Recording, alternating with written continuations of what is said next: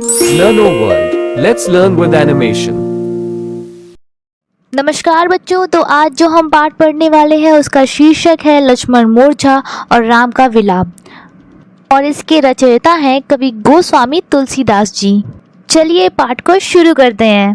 प्रस्तुत पंक्तियों में लक्ष्मण जी के मूर्छित होने के बाद राम जी अपने भाई की यह दशा देखकर विलाप कर रहे होते हैं। सुषेण वैद्य जी के कहने पर लक्ष्मण जी के उपचार के लिए हनुमान जी संजीवनी बूटी लाने जाते हैं। जड़ी बूटी लेकर वापस आते समय हनुमान जी की भेंट भरत जी से होती है और हनुमान जी भरत जी से कहते हैं कि हे प्रभु, मैं आपके गौरव व यश को अपने हृदय में धारण करके समय पर वहां अर्थात लंका पहुंच जाऊंगा। ऐसा कहकर भरत जी से आज्ञा लेकर उनके चरण स्पर्श करके उनकी वंदना कर हनुमान जी चल दिए। भरत जी के बाहुबल व शील स्वभाव तथा प्रभु श्री राम के प्रति उनके अपार प्रेम को मन में सराहते हुए बार बार पवन पुत्र हनुमान भरत जी की बड़ाई अर्थात प्रशंसा किए जा रहे थे। उपरोक्त पंक्तियों में कवि कहते हैं कि उधर लंका में प्रभु श्री राम लक्ष्मण को निहारते हुए एक साधारण मनुष्य के समान विलाप करते हुए कहते हैं कि आधी रात बीत गई परंतु हनुमान जी अभी तक नहीं आए। यह कहकर प्रभु श्री राम ने अपने छोटे भाई लक्ष्मण को उठाकर अपने हृदय से लगा लिया और कहने लगे, तुम मुझे कभी दुखी नहीं देख सकते थे और मेरे भाई, तुम्हारा व्यवहार सदा मेरे प्रति कोमल व विनम्र रहा। मेरे हित के लिए तुमने अपने माता पिता को त्याग दिया और मेरे साथ जंगल में ठंड, धूप, तूफान आदि को सहन किया। श्री राम आगे कहते हैं कि हे भाई, तुम्हारा वो प्यार अब कहाँ गया?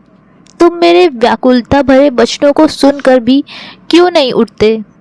यदि मैं यह जानता कि वन में मुझे मेरे भाई से बिछड़ना होगा तो मैं पिताजी के वचनों को कभी नहीं मानता अर्थात वन में नहीं आता। उपरोक्त पंक्तियों में प्रभु श्री राम कहते हैं कि पुत्र, धन, स्त्री, घर और परिवार ये सब इस संसार में बार बार मिल सकते हैं, परंतु इस संसार में सगा भाई दोबारा नहीं मिल सकता। इसलिए ऐसा विचार करके हे भाई तुम जाग जाओ।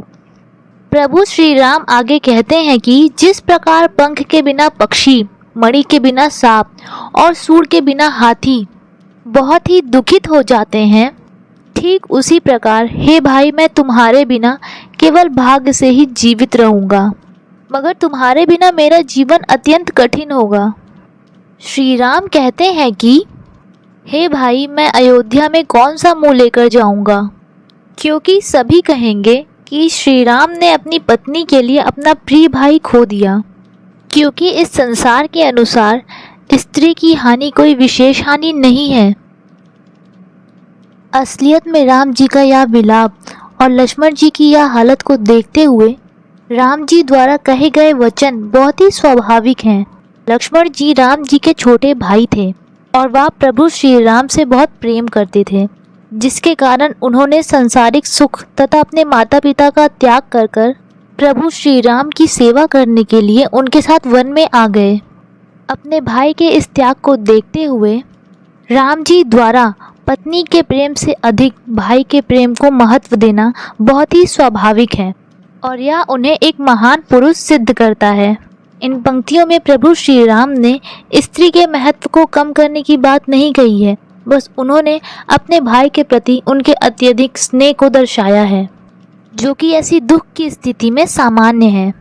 उपरोक्त पंक्तियों में कवि ने लक्ष्मण मूर्छा पर प्रभु श्री राम के विलाप को दर्शाया है और प्रभु श्री राम कहते हैं कि हे भाई, अब तुम्हें खोने का अपयश भी मुझे सहन करना होगा और मेरा निष्ठुर कठोर हृदय तुझे खोने का दुख भी सहेगा। तुम अपनी माँ के एकमात्र संतान हो और उसके जीने का एकमात्र सहारा भी तुम ही हो। प्रभु श्री राम कहते हैं कि तुम्हारी माता ने तुम्हारा हाथ पकड़कर तुम्हें मुझे सौंपा था। इस प्रकार से सुख देने वाला तथा परम हितकारी जानकर ही उन्होंने ऐसा किया था। अब मैं तुम्हारी माता को क्या उत्तर दूंगा? हे भाई, तुम एक बार उठकर मुझे यह सब सिखा दो। सभी के दुखों का नाश करने वाले श्री राम बहुत प्रकार के विचार कर रहे हैं और उनके कमल की पंखुड़ी के समान नेत्रों से आंसू बह रहे हैं। आगे तुलसीदास जी बताते हैं कि यह सब भगवान शंकर माता पार्वती को सुना रहे हैं और वो माता पार्वती से कहते हैं कि हे पार्वती, राम अखंड हैं। उन्होंने अपने भक्तों पर कृपा करने के लिए मनुष्य का रूप धारण किया है। उपरोक्त पंक्तियों में कवि कहते हैं कि मूर्छित लक्ष्मण को देखकर प्रभु श्री राम ऐसे विलाप करने लगे जैसे साधारण मनुष्य करता हो। प्रभु श्री राम जी का विलाप सुनकर वानरों का झुंड व्याकुल हो गया। उनके विलाप को सुनकर सभी वानर धैर्य खोते जा रहे थे। तभी उसी समय हनुमान जी संजीवनी बूटी लेकर आ गए तो ऐसा लगा जैसे करुण रस में वीर रस आ गया हो। करुण रस शोक का भाव दर्शाता है तथा वीर रस उत्साह का भाव दर्शाता है। उपरोक्त पंक्तियों में कवि ने लक्ष्मण जी के स्वस्थ होकर उठने तथा सभी की प्रसन्नता का वर्णन किया है। हनुमान जी के आने पर प्रभु श्री राम बहुत ही खुश होकर हनुमान जी को गले से लगा लेते हैं। एक सामान्य व्यक्ति की ही तरह प्रभु श्री राम जी भी हनुमान जी के कृतज्ञ हो गए। उसके बाद तुरंत ही वैद्य ने लक्ष्मण जी का उपचार किया और थोड़ी ही देर में लक्ष्मण जी उठकर बैठ गए और अत्यंत प्रसन्न हुए प्रभु श्री राम ने अपने भाई को गले से लगा लिया। यह देखकर भालू और सभी वानरों के समूह खुश हो गए। इसके पश्चात हनुमान जी ने पुनः वैद्य जी को लंका पहुंचा दिया जैसे उन्हें वह लेकर आए थे। उपरोक्त पंक्तियों में कवि ने कुंभकर्ण को जगाने का वर्णन किया है। लक्ष्मण जी फिर से जीवित हो गए। इस बात को जब रावण ने सुना तो वह बहुत दुखी हो गया और बार बार अपना सिर पीटने लगा। रावण अत्यंत परेशान होकर अपने छोटे भाई कुंभकर्ण के पास गया और उसे विभिन्न प्रकार से जगाने की कोशिश करने लगा, क्योंकि कुंभकर्ण 6 महीने सोता था और 6 महीने जागता था। कुंभकर्ण जाग उठा और जागने के बाद वह इस तरह दिख रहा था जैसे मानो स्वयं यमराज ही शरीर धारण करके बैठा हो। कुंभकर्ण ने रावण से पूछा, कहो भाई, तुम्हारा मुख क्यों सूख रहा है, अर्थात तुम क्यों परेशान दिख रहे हो। अब इन आगे की पंक्तियों में कवि ने कुंभकर्ण व रावण के वार्तालाप का वर्णन किया है। तब अभिमानी रावण ने जिस प्रकार से माता सीता का हरण किया था और तब तक युद्ध में घटी सारी घटनाएं कुंभकर्ण को बताई।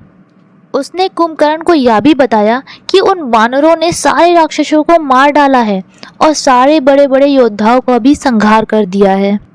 दुर्मुख, देवताओं का शत्रु शूरिपु, मनुष्य को खाने वाला मनोजाहारी, भारी शरीर वाला योद्धा अधिकाय अकंपन तथा मनोहर आदि सभी वीर रणभूमि में मारे गए।